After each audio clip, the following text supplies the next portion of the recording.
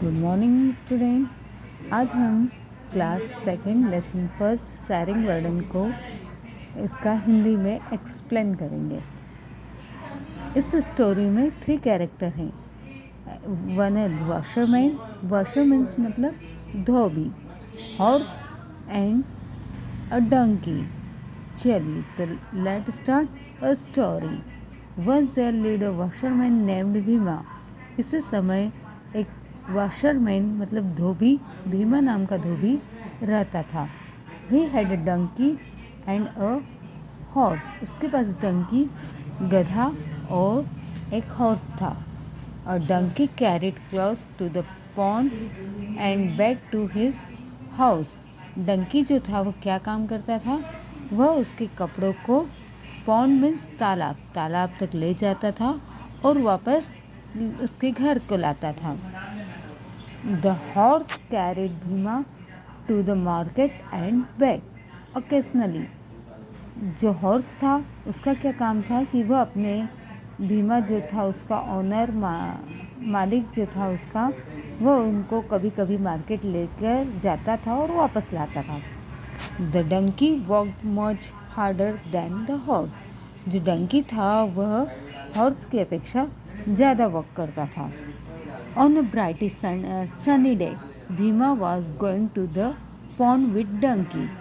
एक चमकीले दिन, सनी मतलब धूप, चमकीले दिन एक चमकीली धूप में एक दिन भीमा पॉन्ड में तालाब पर गया, डंकी को साथ लेकर गया।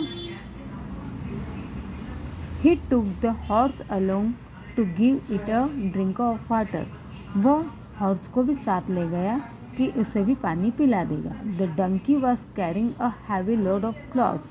The horse was carrying nothing. जो गधा था वह हैवी लोड कपड़ों का जो भारी बोझ था वह उठा कर ले जा रहा था और हॉर्स कुछ नहीं ले जा रहा था।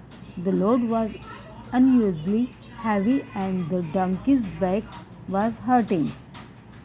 जो कपड़ों का बोझ था वह पहले से ज़्यादा भारी हो था और इससे डंकी की जो बैक थी, पीठ थी, वह दर्द हो रही थी।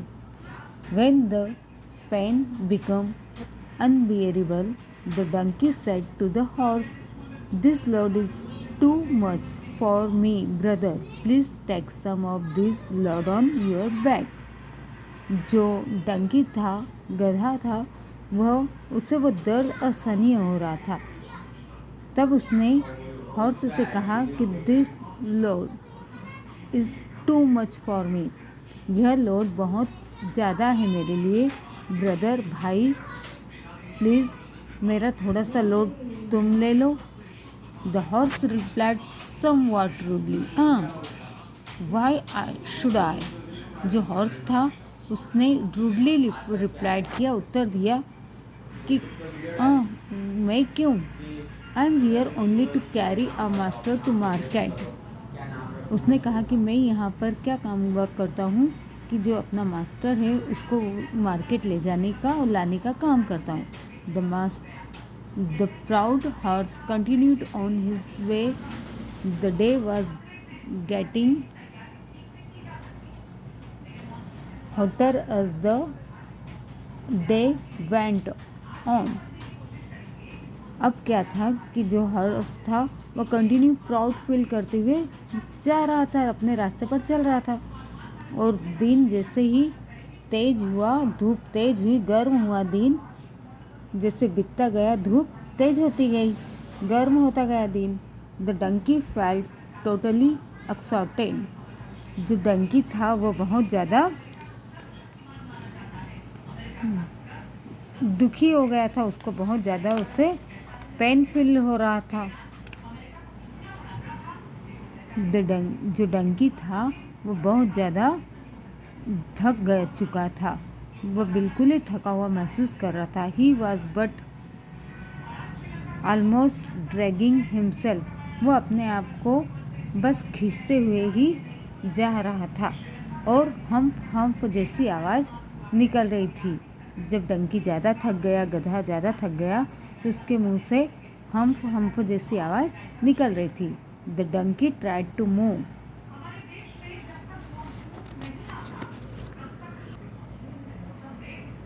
but he just could not.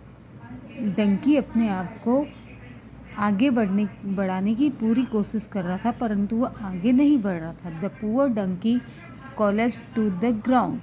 और जो डंकी था वह गिर गया, ग्राउंड पर गिर गया. Oh, what has happened to the poor donkey, thought the washerman. जब डंकी गिर गया तो वॉशरमैन उसे सोचने लगा कि अरे, इस बेचारे डंकी को क्या हो गया. Immediately he took the load of the donkey. Indeed, the load is really heavy. उसने तुरंत ही जो उसका लोड था, भार था, डंकी के ऊपर से हटाया. वह सचमुच बहुत हैवी था. I should have been little more careful, thought the washerman. Washerman सोचने लगा कि मुझे सचमुच थोड़ा सा गधे का भी ध्यान रखना था. Then he gave some water to the donkey. और उसने थोड़ा पानी डंकी को पिलाया.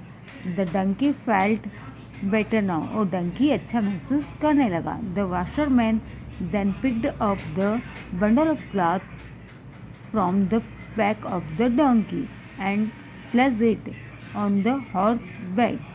जो वॉशरमैन था उसने कपड़ों का बंडल उठाकर डंकी के बैग से उठाकर उसको रिप्लेस कर दिया, घोड़े के बैग पर रख दिया. Umph umph came the sound from the horse mouth. अब जो बोझ था वो बहुत ज़्यादा हैवी था, इसलिए उम्फ उम्फ की आवाज़ घोड़े के मुंह से निकलने लगी. I should have helped the donkey. वह सोचने लगा कि मुझे डंकी की, गधे की हेल्प करनी चाहिए थी. I made a mistake. मैंने गलती की. I should have taken half the load when the donkey requested me. वह सोचने लगा कि मुझे पहले ही आधा लोड गधे से ले लेने था जब वह रिक्वेस्ट कर रहा था.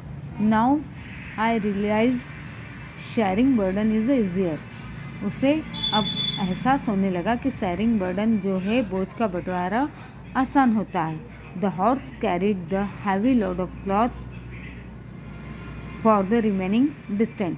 और जो बात की रिमेनिंग डिस्टेंस मतलब बची दूरी थी, उसको हॉर्स को अकेले ही तय करनी पड़ी कपड़ों के बोझ के साथ. Thereafter both the donkey and the horse worked together. उसके बाद डंकी और हॉर्स दोनों एक साथ काम करने लगे.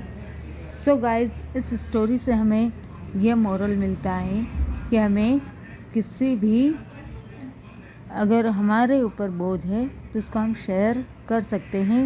काम को हम अपने बंटवारे से कर लें तो सबका इजी वर्क हो जाएगा. Sharing burden is true.